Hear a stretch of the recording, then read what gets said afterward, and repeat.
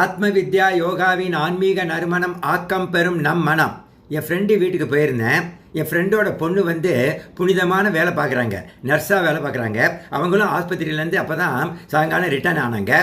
அப்போது என் ஃப்ரெண்டு அவர் பொண்ணை பார்த்து கேட்டார், இன்றைக்கி என்னம்மா செய்தின்னு கேட்டார். எனக்கு ஒன்றும் புரியல. உடனே என் பார்வையை பார்த்துட்டு கொஞ்சம் வெயிட் பண்ணுப்பா, என் பொண்ணு சொல்கிறத கேளுன்னாரு. அப்போது அவங்க பொண்ணு பேச ஆரம்பித்தது. அப்பா, இன்னைக்கும் பல வயது முதிர்ந்த சாகும் தெருவாயில் காத்திருக்கிற நோயாளிகளுக்கு ஆறுதல் கொடுத்து பயத்தை போக்கும் விதமாக பல ஊக்க செய்திகளை நான் சொன்னேன். என்னை உங்கள் மகளாக நினைத்து கொள்ளுங்கள் என்று அவர்களது தவிர்க்க முடியாத வேதனை நேரத்தில் கூறியது அவர்களுக்கு நிறைய ஆறுதலை கொடுத்ததுப்பா. அது சரிம்மா, அவங்களுடைய கருத்து தான் என்ன, எதுக்காக வருத்தப்பட்டாங்க அப்படின்னு கேட்டேன். அப்போ அந்த பொண்ணு இதெல்லாம் சொன்னது. அங்க உள்ள நோயாளிகள் இந்த மாதிரி கீழ்கண்டவாறு சொன்னாங்கப்பான்னு சொல்லிட்டு முதல்ல என்ன சொன்னாங்க, நான் வச்சதுதான் சட்டம் என்று குடும்பத்தில் ரொம்ப நாட்டாமை செய்திருக்க கூடாது அப்படின்னு ஒரு நோயாளி வருத்தப்பட்டாருப்பா. நான் வேலை வேலை என்று ரொம்ப ஓடி இருக்கக்கூடாது அப்படின்னு இன்னொரு நோயாளி சொல்லி வருத்தப்பட்டாருப்பா.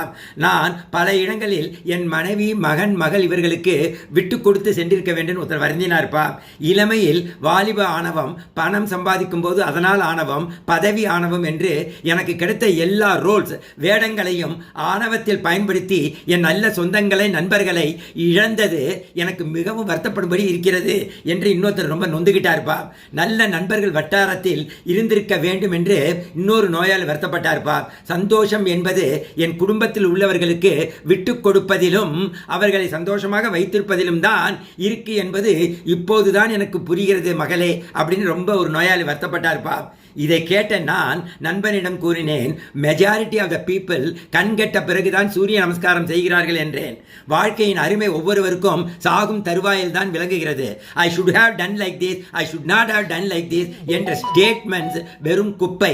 நாம் ஆரோக்கியமாக இருக்கும் பொழுதே, நல்ல பதவி பணம் என்று வாழும் போதே நம் உறவுகளுக்கும் நாம் வாழும் சமுதாயத்திற்கும் ஏதாவது நன்மைகளை செய்து கொண்டே இருக்க வேண்டும். சக மனிதர்களை மதித்து, குறிப்பாக நம் குடும்ப உறவுகளை மதித்து விட்டு கொடுத்து வாழ பழக வேண்டும். அமைதி, அன்பு இவற்றுக்கு முக்கியத்துவம் கொடுத்து வாழ்பவர்கள் தன் வாழ்வின் கடைசி நாட்களில் ஆத்ம திருப்தியோடு மரண பயம் இல்லாமல் இருப்பார்கள். உடல் வேதனை இருக்கலாம், ஆனால் மனவேதனை குற்ற உணர்ச்சி இருக்கக்கூடாது. இந்த பூமி பந்தில் மிஞ்சி போனால் 80 வருடங்கள் இருக்க போறோம். பிறகு சுவடே தெரியாமல் எல்லோரும் மறைந்துவிட போகிறோம். ஆகையால் ஒவ்வொருத்தரும் அன்பை செலுத்துவோம், முடிந்த அளவுக்கு மற்றவர்களுக்கு சேவை செய்வோம், குடும்பத்தில் விட்டு கொடுத்து போவோம். இந்த கேள்வியை எல்லாரும் கேட்க வேண்டும்.